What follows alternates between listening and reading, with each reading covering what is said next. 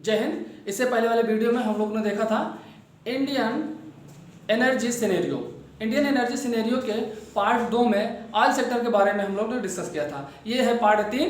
इसमें हम लोग देखते हैं नेचुरल गैस सेक्टर। ठीक है, नेचुरल गैस सेक्टर में हम लोग देखेंगे कि भारत का उत्पादन की दृष्टि से कितना स्थान है और कितनी मात्रा में उत्पादन कर रहा है, और आयात की दृष्टि से कितना आयात कर रहा है, और उपभोग की दृष्टि से कितना उपभोग कर रहा है, और पूरे विश्व का कितना % उपभोग कर रहा है। ठीक है, तो आइए हम लोग समझते हैं एक एक करके इन सारे पॉइंट को। ठीक है, देखिए सबसे पहले हम लोग समझते हैं।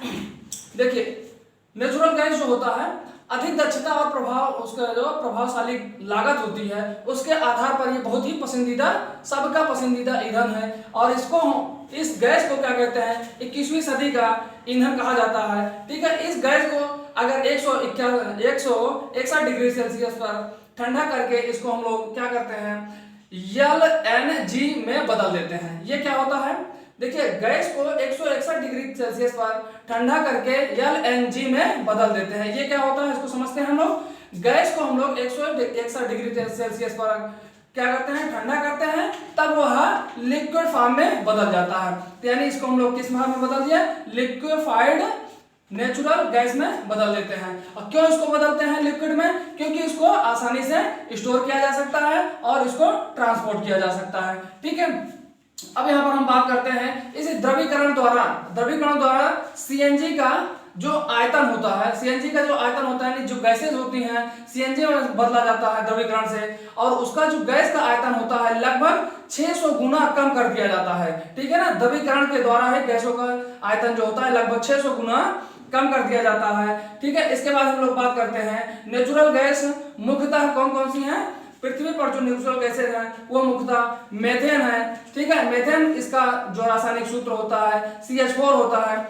यह इजीली स्टोर किया जा सकता है कितने दाब पर, अगर हम लोग मीथेन गैस को 200 से 248 kg पर सेंटीमीटर स्क्वायर दाब पर इसको हम लोग आसानी से स्टोर कर सकते हैं और एक स्थान से दूसरे स्थान तक ट्रांसफर भी कर सकते हैं। इसको स्टोर करने के लिए गोलाकार बर्तन होना चाहिए या फिर बेलनाकार बर्तन होना चाहिए, जो कि एक सॉलिड कंटेनर होता है। ठीक है, गोलाकार या फिर बेलनाकार सॉलिड कंटेनर होता है जिसमें हम लोग गैस को भरते हैं। ठीक है, इसके बाद हम लोग बात करते हैं सीएनजी को। सीएनजी का यूज जो है आंतरिक दहन ऊर्जा वाहन वाले इंजनों में किया जाता है, यानी बायोफ्यूल व्हीकल में प्रयोग किया जाता है। इसका मतलब क्या है, सीएनजी का यूज ऐसे इंजनों में किया जाता है जो पेट्रोलियम और सीएनजी दोनों से चलते हैं, वहां उसमें इसका यूज किया जाता है। अब इसके बाद हम लोग बात करते हैं भारत के भंडार का स्थान। भारत के भंडार का स्थान यहाँ पर देखते हैं पूरे विश्व में से 22वें स्थान पर आता है, यह 2022 के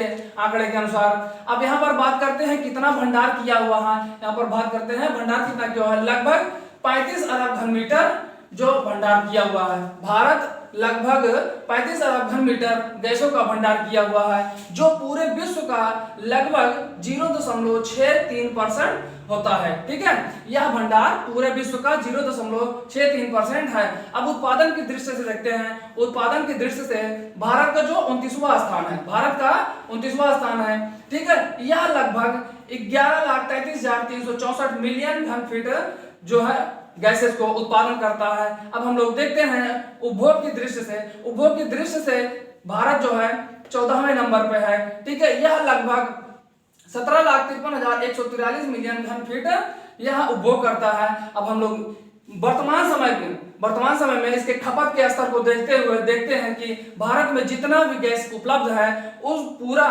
उसका जो जीवन काल है लगभग 22 वर्षों तक है। ठीक है, यानी जितना हमारे भारत में ये गैसें अवेलेबल हैं, उन गैसों का जीवन काल देखा जाए इस खपत के स्तर को देखते हुए यह 22 वर्षों तक चल सकता है। ठीक है, आई होप ये सारी नॉलेजेबल वीडियो आपको समझ में आई होंगी। ठीक है, तो हम मिलते हैं अगले पार्ट में, तब तक के लिए जय हिंद।